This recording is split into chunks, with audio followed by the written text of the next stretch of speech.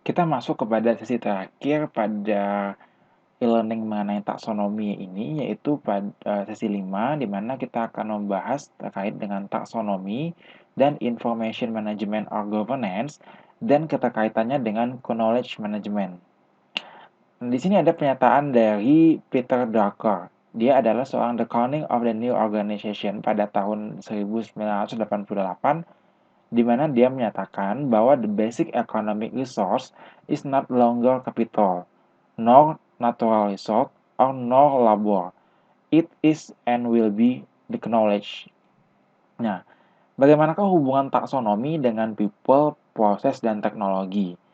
Nah, itu sangat berkaitan sekali di mana pada people itu akan menghasilkan sebuah budaya berbagi pengetahuan, lalu teknologi itu akan memproses terkait dengan akuisisi, generasi, dan kreasi pengetahuan, lalu terhadap penyimpanan, kategorisasi pengetahuan, dan utilisasi pengetahuan.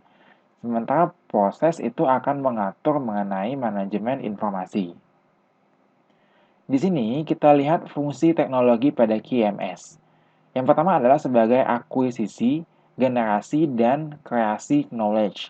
Lalu dari sana akan membuat sebuah penyimpanan dan kategorisasi knowledge, dan kemudian akan menghasilkan sebuah utilisasi knowledge.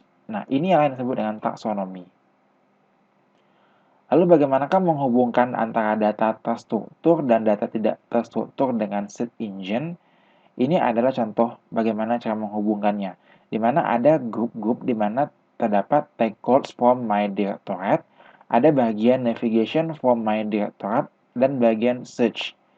Lalu di sini juga ada bagian make a group, make a document or template, add a tag, lalu see or make a dashboard.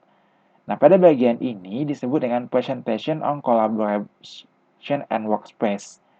Lalu, pada sebuah search engine juga berisi mengenai dokumen record management, dokumen libraries, content management, dan template libraries.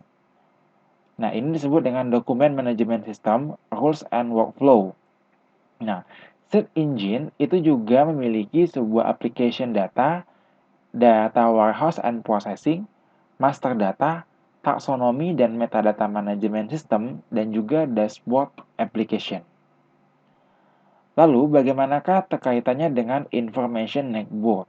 Yaitu ada kata-kata yang disebut dengan treasure, di mana T itu menyimbolkan terhadap temporal extension, R yaitu representation extension, I yaitu expertise extension, lalu E yaitu agent extension, S for spatial extension, U for usage extension, R for relatedness extension, dan E for entity extension, di mana ini bagian dari pertinent content.